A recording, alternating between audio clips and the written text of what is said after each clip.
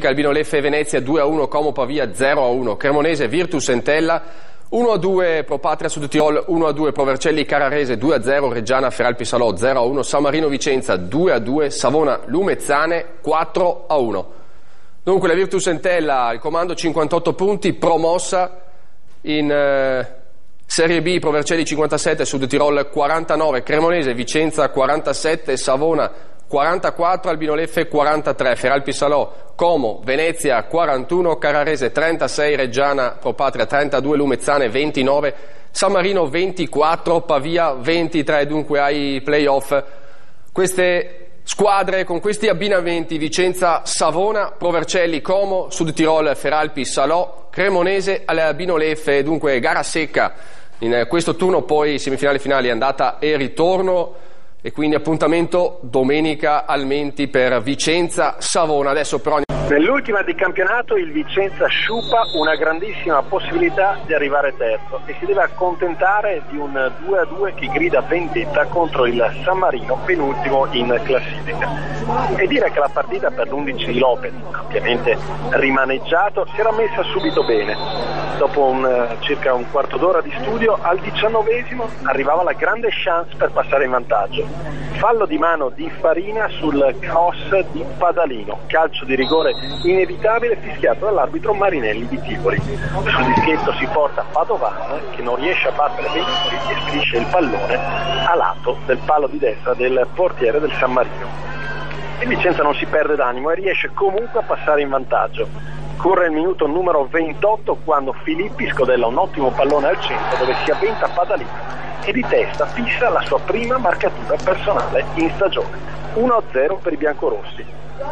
La squadra di Lopez non accenna a diminuire la sua pressione offensiva, supportata da un ottimo Mustacchio. È proprio il numero 7 biancorosso al 37esimo ad inventarsi una corsa centrale solitaria, conclusa con un bellissimo destro a fil di palo. Non c'è scampo per Venturi e partita che sembra già finita sul 2-0 per i biancorossi.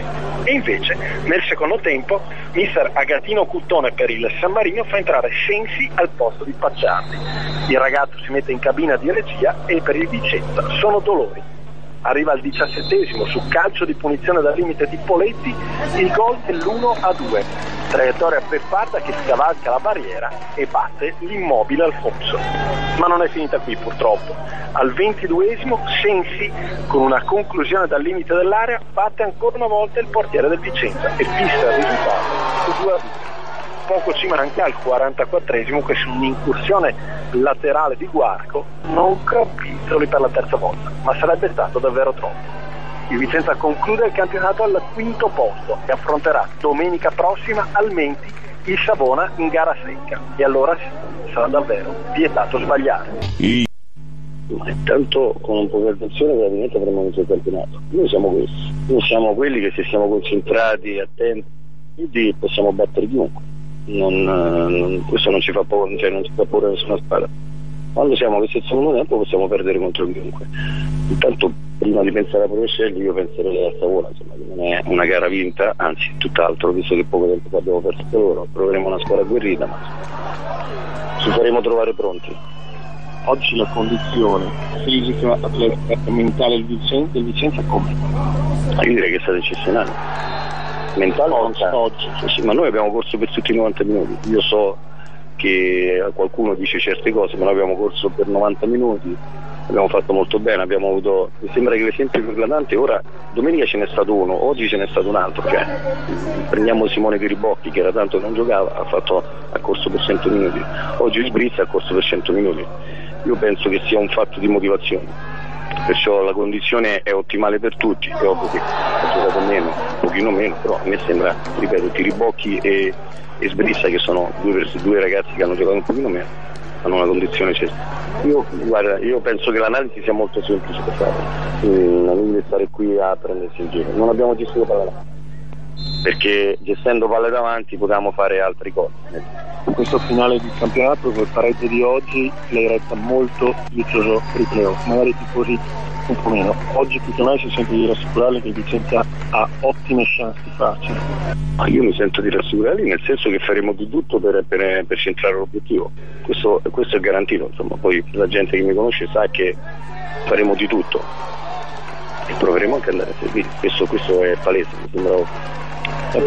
Mattia Mustacchio, un primo tempo da incorniciare, oltre al gol tanto giocato, tanta corsa, poi nel secondo tempo sei calato come tutta la squadra, ma questo pareggio dà tanta rabbia.